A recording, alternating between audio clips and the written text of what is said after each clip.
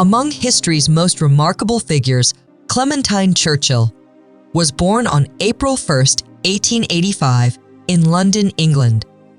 Her father, Colonel Henry Hosier, worked as a secretary at Lloyd's of London. Her mother, Lady Blanche Ogilvy, was the eldest daughter of the 10th Earl of Airlie. Clementine's older sister, Catherine, known as Kitty, was excited about the arrival of her little sister and quickly became protective of her.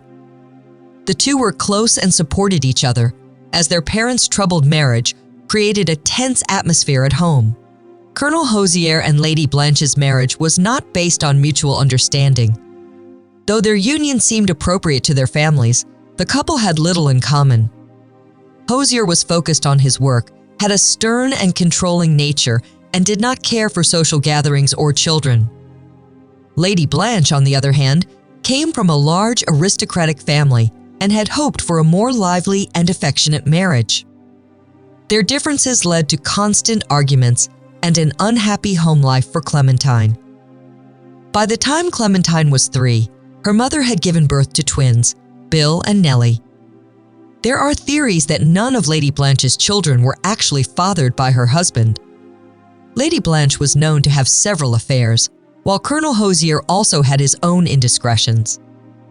This difficult relationship eventually led to their separation in 1891, when Clementine was only 6 years old. Clementine's early life was marked by the tension and instability between her parents. Her father, Colonel Henry Hosier, was a stern and emotionally distant figure, which left Clementine fearful of him. One of her earliest memories was of being brought into her parents' bedroom and being invited by her mother for a cuddle. However, her father's sleeping form on the other side of the bed caused her to freeze in fear. This feeling of apprehension towards her father stayed with her throughout her childhood, and she rarely spoke in his presence. Her relationship with her mother, Lady Blanche, was more affectionate but also complicated. While Lady Blanche did show care and affection towards her, she was often distant and seemed to favor her older sister Kitty. Clementine, who was shy and anxious, often felt overshadowed by her confident and outgoing sister. Despite the favoritism, Clementine deeply loved Kitty, who, in turn, tried to comfort her by saying that their mother couldn't help her preferences. When Clementine was 6, her parents separated and her mother moved the family to a more unconventional lifestyle.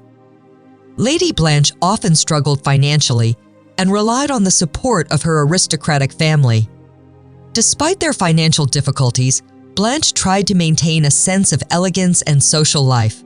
Clementine's upbringing, while marked by these challenges, shaped her into a thoughtful and reflective young woman.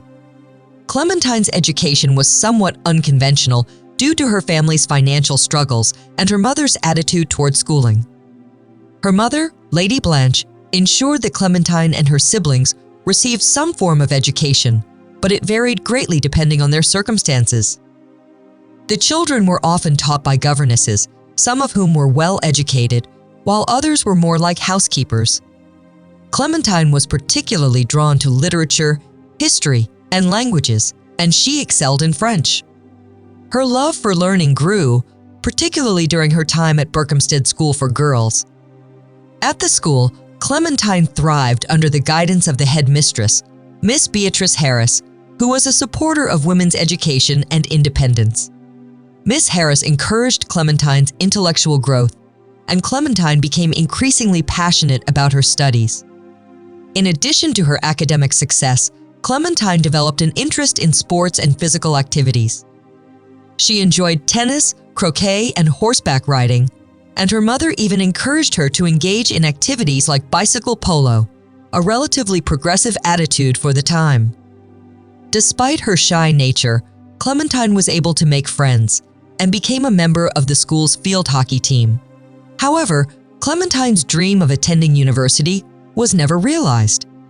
Her mother, concerned about the expense, guided her towards marriage and social engagements instead of higher education. Despite this, Clementine continued to develop herself intellectually by attending lectures and visiting museums in Paris, though she was never formally enrolled at the Sorbonne. After leaving school, Clementine's life took a more traditional turn as her mother hoped she would enter the marriage market and find a suitable match. However, Clementine's experiences and personal aspirations led her to a more independent path than her mother had envisioned. In 1899, Clementine began working to help support her family. She gave private French lessons for 2 shillings and 6 pence per hour, a job that allowed her to contribute to the household finances. In addition to teaching, Clementine worked part-time at her cousin Lena White's dressmaking business. While she never became an expert seamstress, she learned practical skills, including clothing repair and making simple garments. This early work experience was a contrast to her aristocratic upbringing and gave her a deeper understanding of the working class. During this period, Clementine also began her engagement to Sidney Cornwallis Peel, which lasted for 2 years, but remained an on-again, off-again relationship. Despite her fondness for Sidney, Clementine ultimately realized that she could not marry him because she did not love him in the way he deserved. This decision, although difficult, marked the beginning of her search for a more meaningful connection. In 1904, Clementine first met Winston Churchill at a party, although their initial encounter left little impression on her. Winston, on the other hand, was immediately captivated by her. This marked the beginning of their relationship, which would grow into a partnership that would shape both of their futures. Clementine's life took a significant turn when she married Winston Churchill in September of 1908.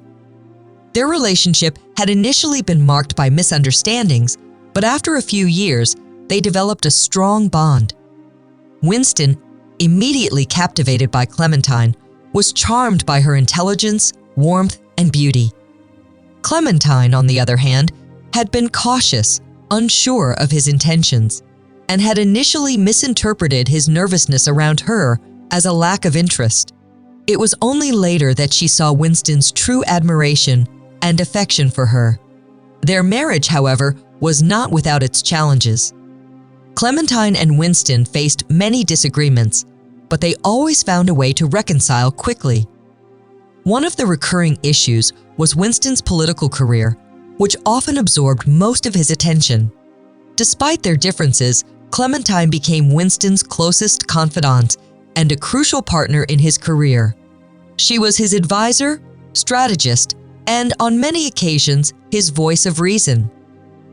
Together, they had 5 children, but their family life was complicated by Winston's demanding career. While Clementine was devoted to her children, she often found herself torn between her domestic responsibilities and her role in Winston's political life.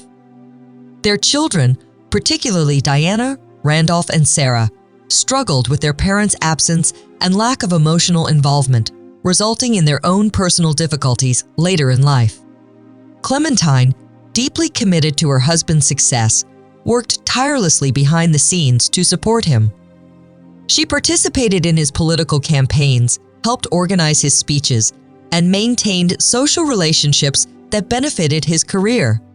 While Winston became known for his public speeches and wartime leadership, Clementine's influence was felt just as strongly, albeit in the background. During World War I, Clementine Churchill's role expanded as she became a vital part of Winston's political and public life. Winston, who had been serving in the British government, was involved in the Dardanelles Campaign, an ambitious military operation aimed at breaking the stalemate of trench warfare. The campaign, however, turned into a disaster with over 200,000 casualties, and Winston faced harsh criticism. Clementine stood by him during this challenging time, fiercely defending him against the political and public backlash. She was angry at the way Winston was being blamed for the failure, particularly by figures like Prime Minister Asquith and Admiral Fisher, who were eager to avoid responsibility. Though Winston was eventually forced to step down from his position in the War Cabinet, Clementine remained a steady source of support. She worked tirelessly on the home front, organizing canteens and assisting with the logistical support of soldiers. She also spent a great deal of time writing to Winston, ensuring that he remained emotionally supported as he continued his efforts in the war. In addition to her efforts at home, Clementine kept herself involved in political matters, offering advice to Winston and guiding him as he navigated the complexities of the war. Despite their political disagreements, particularly on issues like women's suffrage, Clementine and Winston worked together as a strong team during these years. Their partnership strengthened as they faced adversity together, and it set the stage for Winston's eventual rise to prime minister during World War II. After World War I, Winston Churchill faced significant political and personal challenges, and Clementine remained his key supporter throughout these struggles. Following his political failure in the Dardanelles Campaign, Winston found himself temporarily sidelined. His return to the British government was marked by political isolation, as his views on various issues, such as his opposition to the Labour Party and his changing stance on the Irish question, caused tensions with many of his colleagues. During this period, Clementine played a crucial role in maintaining Winston's spirits and focus. She advised him on political matters, encouraged his writing, and ensured that he stayed connected with important political figures. However, their personal life also became more complicated. Winston's luxurious tastes and his gambling habits put a strain on their finances, which were already precarious. Clementine, accustomed to more modest living, was often frustrated by Winston's carefree attitude toward money, which created ongoing tension between them. Despite these difficulties, Clementine remained steadfast in her support of Winston's career. She continued to help him build relationships within the political sphere, even as they dealt with the challenges of raising a family.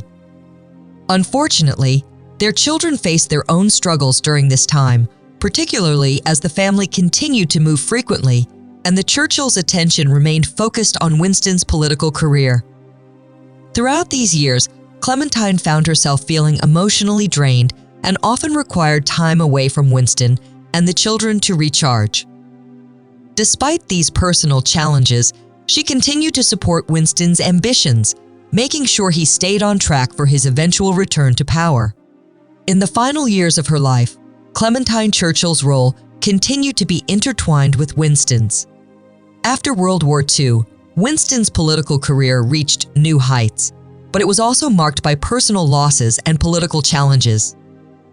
Clementine supported him as he returned to office, but their later years were less involved in direct political work.